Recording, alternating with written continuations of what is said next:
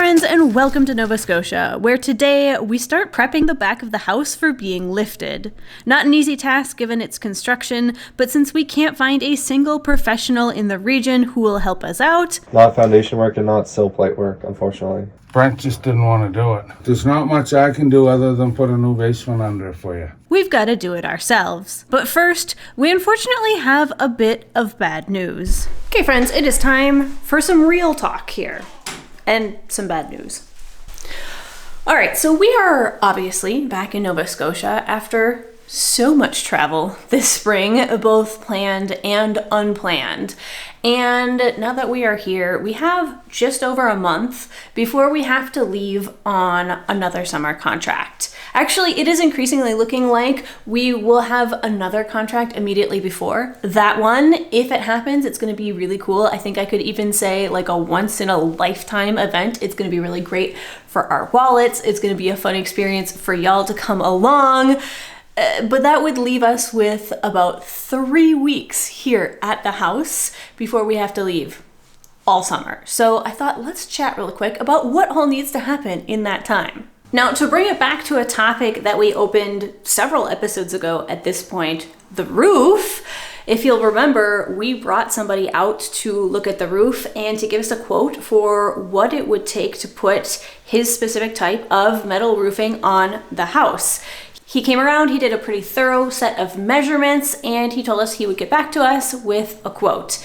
And in the meantime, in that episode, I asked everybody to take their best guess. We were going to turn it into a game. Let me know what you thought the total quote would be, and boy howdy, did you deliver. I got so many responses. It was really fun to sort through them all. I have made this visual aid here so you can check out where you fall in with respect to everybody else that answered. They really ran the gamut. I think the lowest was about $6,000. The most expensive was nearly $200,000. So wide range there. The total will be, drum roll please, if we would replace the whole roof and all of the decking underneath it, the estimate is going to be in the ballpark of 70,000 Canadian dollars. That's a lot of really bright colored Monopoly money. I do not have that much disposable income at the moment. So unfortunately, what that means is that the roof is gonna have to wait. We're gonna continue to repair it, which honestly, this is something we've been doing in the background for months now. I haven't really documented it because I didn't want to focus on it. Honestly, you guys know what it looks like. It rains, the roof leaks. We fix it from the inside. We wait for better weather. We go up on the outside and patch it and replace it. Okay, so as of April, this is just for our records, we've got the rental side chimney, which is going pretty hard. Uphill side. And then we've also got over here, lots of leaking going on. This one's already marked. And then we've got a little itty bitty baby one on the chimney, our side. It's really hard to see, but it's like somewhere in there. I didn't really want to draw it out. I probably honestly could have done multiple entire segments on it and been really dramatic, really milked it for all it's worth, gotten some great thumbnails and titles and played on your emotions, which maybe honestly would have been good for the channel, but it's just not my style. It doesn't feel genuine to me. So we've just kind of glazed over it. Like, we have a leaky roof. So does half the town. We deal with it, we move on. And in this case, we deal with it when we come back in the fall, maybe next spring, we'll have to see. In the meantime, I will say there are plenty of other things around here that really need our attention, including changing out the sill plate in the back of the house, the kitchen extension, which is something that ideally should be done anyway before we put on a new roof. So let's actually go outside and I will show you what it is that we're dealing with. Quick update for everyone where we are. We just opened this whole side back up, checking it out after the winter. It looks pretty good, but here's a reminder. So this is our sill plate, and the crunchiness of it is not apparent on video, but oh boy, it is so crooked in so many places. Also, like, look how thin it is down there. This is originally supposed to be roughly 6 by 6, and it is not. Also, we've got some very curious methods of shimming the floor joists under there. You can see some of these uprights have had notches cut out of them. And then if we jump over here, if you check the difference in widths between this sill plate and this sill plate, so clearly at some point this was replaced, because this is the original one. This is like a full 6 inches, probably 6 by 6, and then it sunk and rotted, and they replaced it without jacking it up. So they replaced it with something smaller, roughly 5 by 5 or so. And yeah, I can't blame them, because jacking the house is a big undertaking. But yes, continuing down here, then we've got in here this whole like rotted section where our plumbing stack is, and there was another plumbing stack. There were 2, and one was left open, and just like gases were going back up under the house and rotting it. But also kind of funny is they just like left a whole bunch of wood under there, so that is probably an original sill plate. Under here there's a bunch of wood. Some of that is from Phil when he fixed the situation last winter, but then like back under here there's just so much wood under there that's gonna get pulled away. Also, yeah, like look at that sill plate. So there it's like more or less the full 5 inches, and then it goes down to maybe 2 inches, question mark, if even. So yes, this bad boy needs to be changed, and then we'll deal with, you know, that. Oh yeah, and then there's also this joist that's not even touching the sill plate. It's literally just being held up by another piece of wood that's like randomly jammed under there, and then this tiny little shim, that's what's holding up that one. Fantastic. Right. Now, we already changed out one sill last fall. That video will be here. I know it aired before a lot of you joined the channel, so you might not have seen it, but that was honestly pretty easy. This sill is going to be considerably harder, and to help explain exactly why, I've actually brought some really fun visual aids. I have some actual physical 3D visual aids here that are gonna help explain the situation. I think it's gonna be really, really helpful for the communication of what's going on here. These were all printed on Bamboo Labs' newest printer, the X2D behind me there. More on that later. They are sponsoring this video. But for now, let's dig into this situation. So most houses, regardless of when they were built, have the same starting construction, and it's only as you get in a little bit further that the building blocks and techniques vary. So usually represented here in bright yellow, you will have a foundation of some sort. Now this is meant to represent the stacked stone foundation of my historic house, but it might also be poured concrete, it could be cinder blocks, it could be ICFs, there are lots of things. But you have some sort of foundation that is there with the sole purpose of supporting your sill plate here in our brown wood filament. So that is going to sit on your foundation, nice and evenly supported, ideally.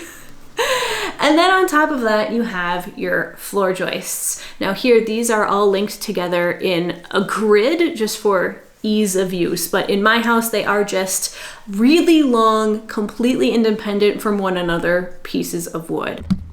And those are going to also sit nice and firmly and securely on the sill plate. Now, in modern construction, what generally goes next is your subfloor, which is a really thin layer here again in the brown wood filament, and that's going to sit firmly and completely on top of the floor joists. And then on top of your subfloor, you're gonna build your wall system. So here I've got a little base plate down on the bottom, often a 2x4, and then we've got, or a 2x6, and then on top of that, we've got our studs. And it's on top of the studs that we can put all of the facade of the house. So the siding, the windows, all of that good stuff. So this is the finished unit, and what's nice about this method of construction is that if we need to do some work on the sill plate, again, the sill plate is this brown layer down here, all we have to do is go underneath the house and jack up the floor joists. In this case, my fingers are going to be acting as the jacks, so they go under there, they make good contact with the floor joists, and by raising the jacks, you can raise the whole house basically, and you free up that sill plate, so it's really easy to go in there and work on the sill. But now let's take a look at how the historic construction of my house differs from this and why that makes things a whole extra layer of complicated. So we have the same three starting elements. We have our foundation, we've got our sill plate, and on top of that, we've got our floor joists. But here is where it really differs. So instead of having a subfloor and the wall studs on top of that, the wall is sitting just directly on top of the sill plate, like that. No interaction with the floor joists whatsoever. Then our subfloor is on top of our floor joists, but again, not interacting with our wall studs, and we can put our facade with our siding and our windows on top, like so. Looks the same from the outside as the previous example, but if we slide this forward and we do the same experiment where I use my fingers as jacks and we go under the house and we jack up our floor joists, well, my fingers are moving, but the wall isn't doing anything. And if we take off the facade and we look at it from the side, it becomes even more clear. The floor is moving completely independently. The walls are staying completely still. So that adds a whole nother layer of complication. It means we have to jack up the wall separately from the floor. And in our case, what that means is we're going to take a really big board, a ledger board. In our case, it's probably actually going to be two smaller ledger boards, and we are going to screw them to all of the wall studs with really thick structural screws, and that will allow us not only to jack the floor from underneath, but also to put bottle jacks under here and raise this up. And it just adds a whole nother layer of complication because it's a lot more jacks, it's a lot more coordination. All of these jacks have to move roughly the same amount at the same time so things don't get completely kittywampus and off kilter. So it's just a lot of extra steps. So that has potential of being the first sill plate that was installed in that section 130 years ago. It's a big boy. Yeah, see how wide it is? Like, there was a big beam. Fill hands for scale.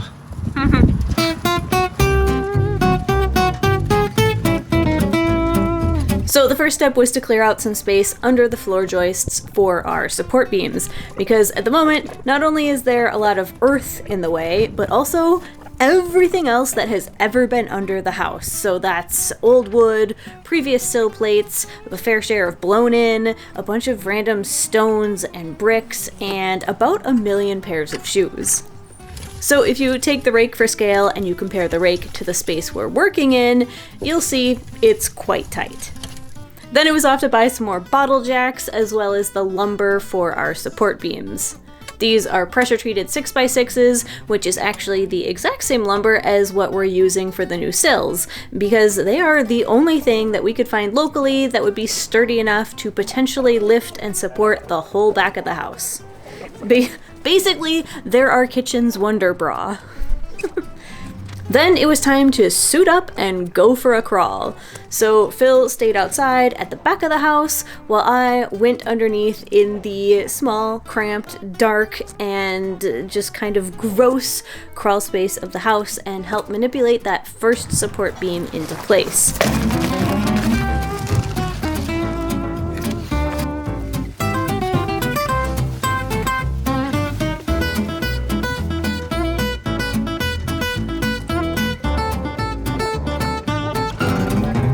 course, we immediately hit a small snag. But until we remove that support, we won't be able to turn. Well, I think we have to deal with that support here.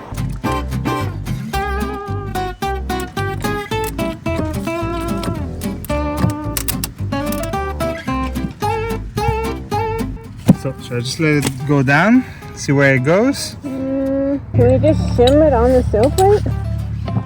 Yeah. I would do that. So like I mentioned earlier, this genius visual aid here that was printed out on the X2D behind me there by Bamboo Labs, and they are sponsoring another video, so let's talk about their newest printer and what makes it so special. So the X2D here actually has two nozzles. It's got a main one and a secondary one, which meant that printing out this multicolored facade where I've got the blue siding and then the white trim integrated everywhere was much faster, and it used less plastic than if it had just had one nozzle. Now, we obviously custom designed this whole setup to suit my purposes for this video, but you don't have to design your creations from scratch because Bamboo Labs already has a giant library of completely free models to choose from. And actually, this foundation, that's where I found it, on Maker World. It was a smaller section of a wall for RPGs.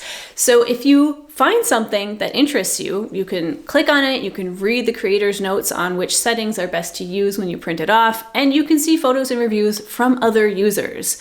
So chances are pretty good if you're looking for something, you can search it on Bamboo Handy and find it. Or in my case, you can find something that you can easily modify into whatever it is that you want to print. Another benefit of having the dual nozzle system on the X2D is that the support removal process is now effortless. It leaves behind a nice clean finish, and oftentimes those supports, they're basically jumping off the print on their own. So the new printer unlocks effortless support removal, faster and simpler multicolor printing, and mixed material builds without having to manually swap over the filaments. Also, the quick swap nozzle removes quickly and easily, and that makes maintenance a breeze. Plus, the user experience is what I've come to expect from Bamboo Labs. Incredibly easy to use, great quality prints that leave you with a professional grade print on a hobbyist's budget. So if you have been considering dipping your toes into 3D printing, take this as your sign. Or if you want to upgrade your setup, whatever it is, I stand by the Bamboo Labs name. They give really high quality, consistent results. And as always, I have an affiliate link in the description if you want to check it out. Also, I'm really excited about this. I just found this at the thrift store. It's one of those classic IKEA pegboards, and I know that there are going to be so many amazing parts on Maker World that I can print out to optimize this for my space. But the fun part is, because it's IKEA, I know that some of you out there have it too. So let me know what you use it for, what you're organizing, and if there are accessories out there that you wished existed to help organize your parts. If you have a super niche hobby and you want to learn how to optimize it for this, let me know, share your ideas down below, and maybe we can talk about that the next time we talk 3D printing. And on that note, the sun is clearly back outside, which means it is time for me to get back out there and get back to work.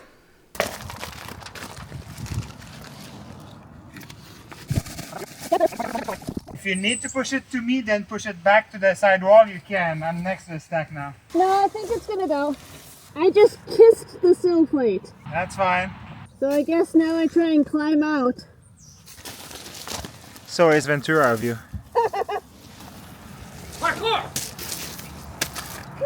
Then it was on to support beam number 2.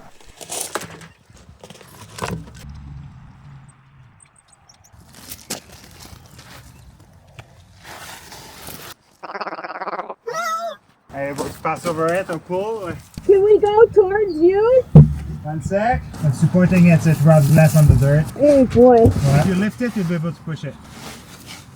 Yeah. Yeah, that's, I can live there for now. Okay. Woo-wee. Wow.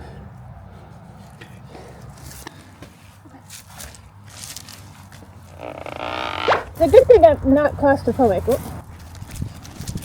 Whew. Maybe we might have to unbuild that stone so we can insert the beam. Also, we might need more jacks. It's a long span. Oh, it wasn't even filling. Perfect. Ooh, my screen is so dirty. Everything in here is so dusty. Wow.